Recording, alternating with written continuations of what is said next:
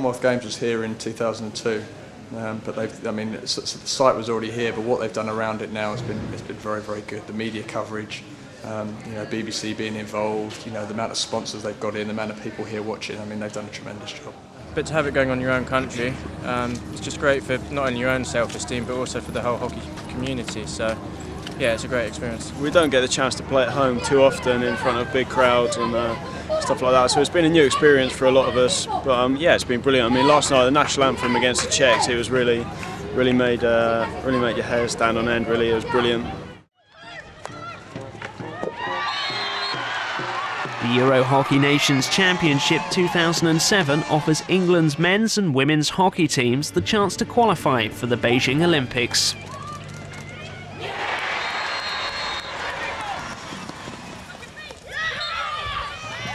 With any large tournament, there's a large price tag, and the Eurohockey Nations Championship cost £1 million to stage. We got the actual event given to us by early 2006.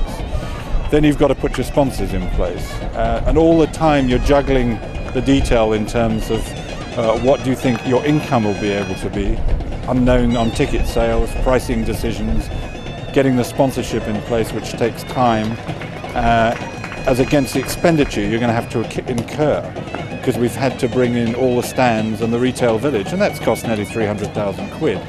The television production obligations under the contract with the European Hockey Federation, you've got to go out to tender on that. We went out to 5 production houses, looked at all the detailed tenders and then chose the one we wanted. That's another £250,000. So there's £550,000 you've got to cover before you even start the event. Then you're into IT infrastructure for the press room, the media centre. You're into the marketing of the budget, all the look and feel for it of the event, and all those things. Bellevue had previously been home to the hockey tournament for Manchester's Commonwealth Games in 2002. Virtually, we have to build from scratch here. Unfortunately, when the Commonwealth Games are held here in Manchester, a fantastically successful event, I have to say, but perhaps a little bit more thought into legacy facilities. It's used by local clubs, local communities, a local school. What they forgot is it could also be used for other major events like our championships we've got on here this week, and that has meant we've actually had to build from scratch. So that's not just about seating, that is all about we each have to bring water on site. In fact, they capped off all the water systems, so we've had to put new piping in for water. All the communications, as we know, although the Commonwealth Games were only a short time ago, 2002, communications has moved on so much. We've had to re-cable vast quantity of the building to be able to provide Wi-Fi sites. Our press are coming in taking huge amounts of power. We've had to bring new power onto the site. We must have more than a dozen generators, and that's before you look at the generators brought on by TV and broadcasters. So it's a real logistical challenge, right down to tables and chairs and all those types of activities that we have to get on. There's a whole range of health and safety requirements when you're dealing with catering. We don't want to poison any members of the public, God forbid. And so it's all those things, and it's often the littlest details that are some of the most challenging and easy to forget, and we have to keep on top of. An enormous amount of effort and planning has gone into this, and I think that the fruits of our labours are shown with an absolutely stunning venue, and those people who see Bellevue in its normal guise, I think, have been incredibly surprised at the job we've done in turning it into a venue fit for a tournament of this stature. Let's have a warm round of applause for our whole committee. Martin Gothridge, the President of England Hockey, Lynn Evans, the Lord Mayor of Manchester, Leandro Negra, who is the President of the European Hockey Federation. I'd like, in this moment, to declare officially open the Euro Nations Championship Men and Women Manchester 2007. I think we've been quite safe. They've been able to go off and play in the fun zone and do things other than watch the hockey, and I felt quite relaxed about letting them go, so that's great. This is very nice, especially when we talk a little bit English, so that's a good thing. So the people are nice, and yes, it's good to be here. Loads of clothes to buy and sticks, hockey sticks and ice cream and pancakes and everything. A lot, haven't you? Yeah, I've been in the fun zone and played a lot of hockey. Yeah, it was really great. The table, and work out what things we need. We've got a few. Good organisation off the pitch is important for helping England's hockey teams do well on the pitch. Well, on our side of it, I think the tournament looks brilliant. I think the stadium looks well. The crowd are really supportive. Well, it's the best crowd that I've experienced. Of course, they're shouting for you, but even that's not so easy to achieve, because if you don't play hockey that they want to cheer, then you can go against you. So I've been really impressed. I think it looks good. I think there's a good feeling around it. The pitch is about the best hockey pitch that you will play on in the world, so everybody likes playing on it.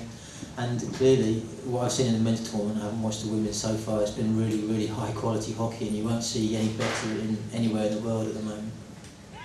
The women's squad head coach Danny Carey held training camps at Bellevue prior to the start of the tournament. We've been here 3 times in preparation, or 3 training camps in preparation, and the first 2 there was nothing here, including dugouts, which was interesting. And then the last time we just sort of started seeing stuff put together. And I have to be, I know this sounds very patriotic, but I always know that when England puts something on and really puts their mind to it, it will be pretty special. And everything is just so smooth. We know where it was. I mean, the TD's meeting yesterday, it was just like, we want you to be out at this time, we want you to march this direction, we want you to do that, you know, and it's just how you would expect things in England to be. Looking after the big screen out pitch side to show replays of any events and to give information out to the public, scores, times of games, and group tables, so that everybody knows what's going on.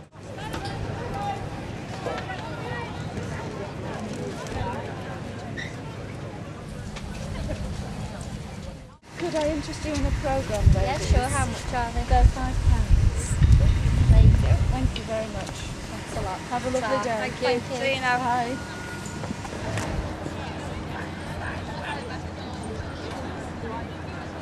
For Stephen Barlow, the event manager, the support of volunteers is a key factor in making the Eurohockey Nations Championship a success. I think that we've had a superb Euro crew. That's people helping both prior to the event on various committees, and then the people helping here at the event.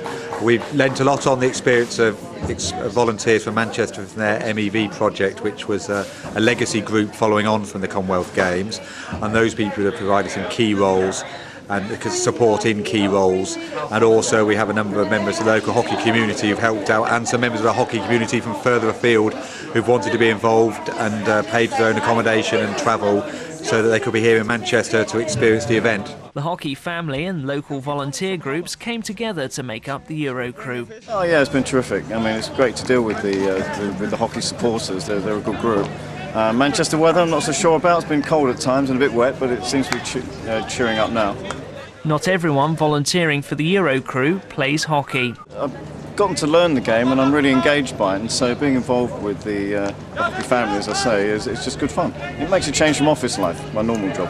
Some volunteers have been working closely with the teams.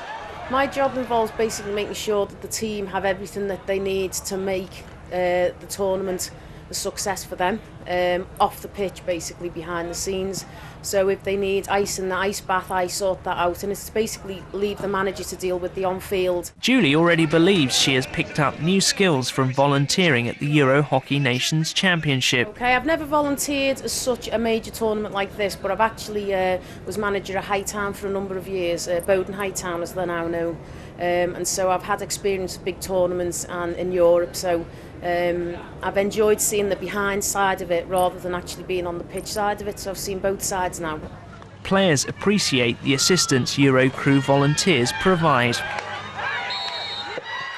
The support that we've had and just all the Euro crew and everyone that's volunteered to help us out, they've been great. Just dressing up our changing room to cheering us, it's been good. Amo worked with Jason Lee in the England men's team as their liaison officer. I've learned a lot from this side, as in the physio and the requirements and the management side of it. A lot more to learn, but new ideas have come into my mind.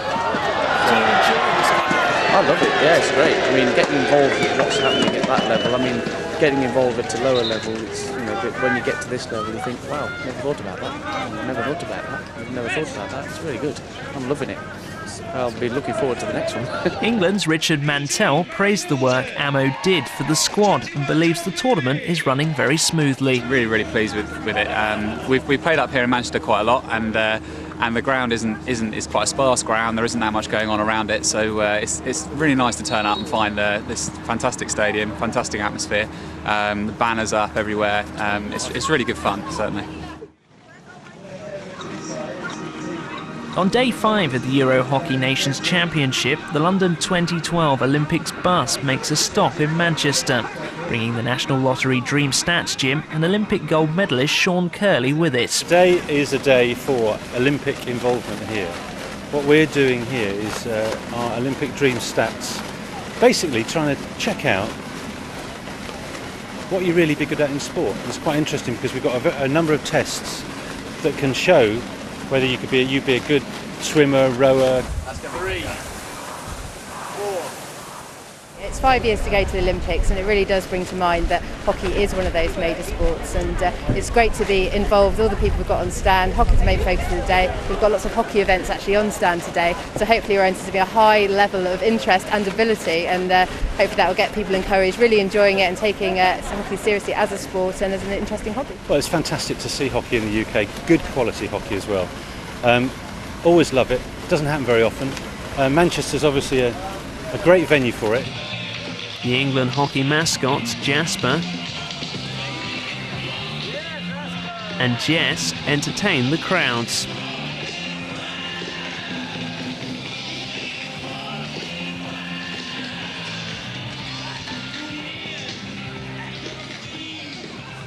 In the fun zone, England hockey players like Krista Cullen and Mel Clulo are signing autographs and meeting the public. Mid-left. Okay, who do you play for? Do you play for the club? Youngest person I know. Sometimes help my mum. Oh, okay. Did you enjoy the game? Did you get wet? All right. Oh, okay, so you are more with the big girls playing. They should be, yeah. Tim, what happened? This little kid whacked I know how you feel. An activity book with stickers has proved very popular with youngsters. You get your repeat customers, those that want to finish the book, keep coming back for more stickers. And they've had fun going into the fun zone as well and using the swapsies. So yeah, it's been very, it's been very popular actually. Not just with the kids as well. You'd be surprised. Quite a number of adults buying them as well. There's plenty for young people to do in the fun zone, with lots of hockey activities on the go. Other stands in the Euro Village are from major hockey brands. Event clothing for the Euro crew volunteers was provided by Tempest Sports. Brilliant exposure for us, having gone into the hockey market. This is the premier hockey event that England have held for a number of years now, and to be associated with this is absolutely brilliant. It gets our clothing out, it's on TV, people come to the event, try out our clothing, see our clothing all around the tournament and stuff, and we've had a lot of offers of people asking us to sort of do their clothing, so it's gotten the brand out there, the public have seen it and they're very responsive to that and really like it. Over on the Push Hockey magazine stand, England's James Tyndall puts on a show.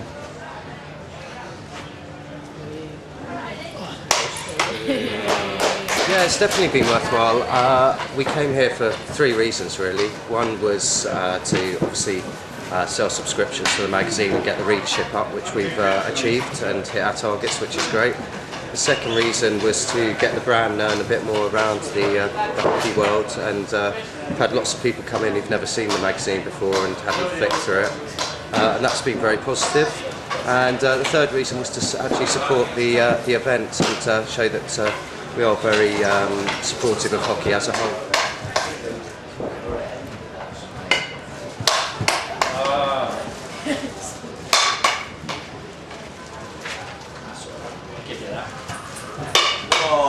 England Hockey held a hospitality reception for employers of athletes and players' parents. We're very conscious that hockey is not a rich sport, so even if they reach the very top levels, they're not going to make huge amounts of money out of it, even if they go and play in Holland or Germany. So we need to help them think about ways where they can develop their skills outside their hockey playing career in terms of their business leadership, understanding of how business works in whatever field they choose to go into. And I think if they come from a very strong business background, have those experiences in business where they've got to take responsibility and make decisions, that'll impact in the team environment that we have. For some companies, there's a clear advantage in having an international hockey player on the payroll. As a dedicated sports PR company, we're in the business of dealing with sponsors, manufacturers and sports personalities on a daily basis. I think it's vitally important that we have people in our organisation that is able to converse with sports-minded people, and to have an international elite athlete of the standing of Jenny, I think is excellent for the company and also helps us tremendously with our variety of clients. England Hockey hosted a special awards presentation in the Euro Village for clubs that had gained a club's first mark. And what it's about, as you all know, because you've all been through it, is about providing safe, effective, child-friendly environments for people to come into our sport, to grow in our sport, to flourish in our sport, and to hopefully for some of them end up where some of our senior players are at the moment on the international stage, but really for the majority of them to do what all of us do, which is lifelong participation in our game, in our club.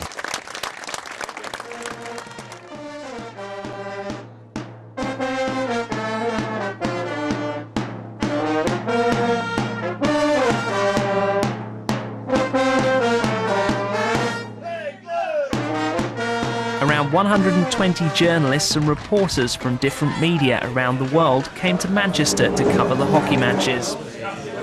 Just on half-time, Azerbaijan striking back. Eurosport broadcast the England matches live. Well, this particular viewpoint is about as good as it's been in recent times. I've done a lot of events over many years now from inside a TV studio, so actually all of I've seen is being what the viewer has seen at home, and that's a pretty hard call. But up here we've got an unobstructed view of the pitch, we've got a good elevated position. The camera work's been excellent here in Manchester as well, so all in all England Hockey have done a pretty good job. A coaching conference provides training for new and established coaches. Coach education has been really an area that has been ignored.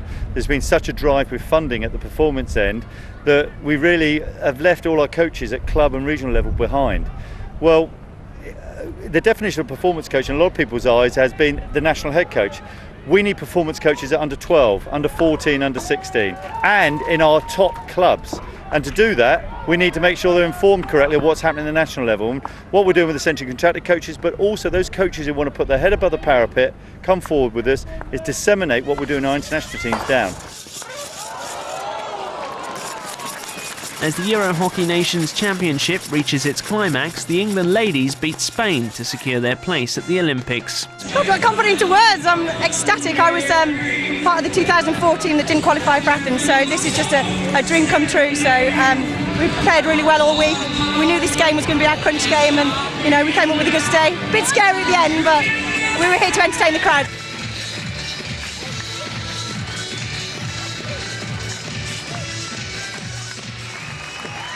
It's a big relief. Very pleased also to obviously win a bronze medal at the Europeans, which is a fantastic achievement as well, and to cap it off with qualifying for the Olympic Games as well. It's just fantastic. England's women finished third to qualify for the Olympics in Beijing next year, with the Netherlands second and Germany winning the Eurohockey Nations Championship 2007. England's men came fifth. It's a relief that we've salvaged something from the tournament and that we've finished with a good performance. We've not got relegated, but I think if we're all honest, we feel we should be playing in the last two games today. And I think we thought going into the tournament we had a realistic chance of qualifying for the Olympics from this tournament, and I think we all feel a little bit upset that we're not involved in these games. But it's a decent performance today, and pleasing to give the crowd something to cheer on the last day. In the men's competition, the Netherlands clinched victory with Spain second and Belgium third.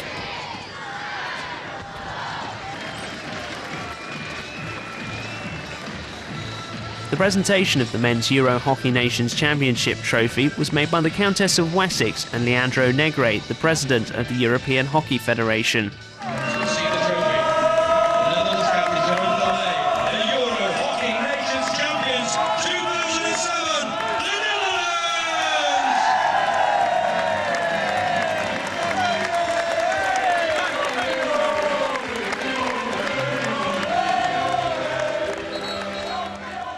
championships in Manchester received an endorsement from the European Hockey Federation. Our point of view is the best way to promote our sport, or any sport, is when you organize a hobby and to show to your locals and to your nationals our sport. For that, we are very pleased that England, after so long time, is back in organizing things. I really appreciate that. I think that is a good example how to run a competition. I hope that England is back again in organizing at all levels, not only nations, also clubs, because in Europe you have at this moment many tournaments along the year.